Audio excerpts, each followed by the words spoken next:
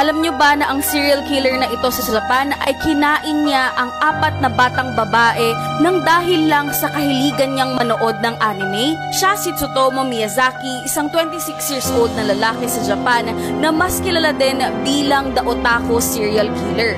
Ano kaya ang rason ng lalaking ito upang gawin ang karumal-dumal na krimeng ito? Ipinanganak si Miyazaki na may kapansanan sa kamay kaya't dito ay nahirapan siyang magkaroon ng mga kaibigan at malayo ang loob niya sa kanyang pamilya. At dahil lagi siyang mag-isa ay nagkaroon siya ng interes sa pagbabasa ng manga at panonood ng malalaswang anime. Kalaunan ay nagkaroon na rin siya ng interes sa panonood ng mga malalaswang anime tungkol naman sa mga bata.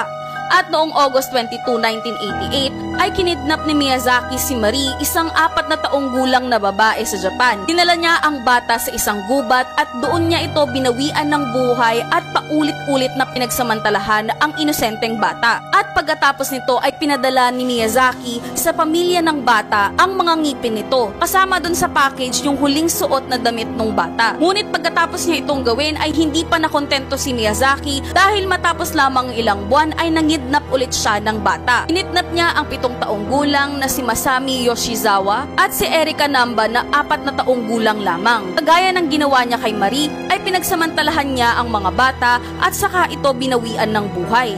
Ang huli naman niyang biktima ay si Ayako na 4 na taong gulang lamang. Ngunit matapos niyang pagsamantalahan at bawian ng buhay ang batang ito, ay inuwi niya ito sa kanyang tahanan. Dito ay paulit-ulit niyang binaboy ang katawan ng bata. Hinati-hati niya ang katawan nito at saka ininom yung kanyang dugo. Kinain din niya ang kamay at paa ng bata. Ngunit noong July 23, 1989 ay ito na sana yung pang-5 niyang biktima, ngunit dito na siya nahuli ng mga pulis. Yung batang babae kasi nakikidnapin niya ay nakatakas at naituro ito sa mga pulis kaya't nahuli siya sa kanyang sasakyan. Matapos nito ay pinuntahan ng mga pulis ang kanyang apartment at dito na nga nila nahanap ang bangkay ni Ayako. Nahanap din sa kanyang tahanan ang 5,000 na videos na naglalaman ng mga malalaswang video, kasama na dito ang mga video kung saan binababoy niya ang kanyang mga biktima. At dahil nga dito ay nakulong si Miyazaki ng matagal na panahon, at noong June 17, 2008 ay dito na nga siya binawian ng buhay.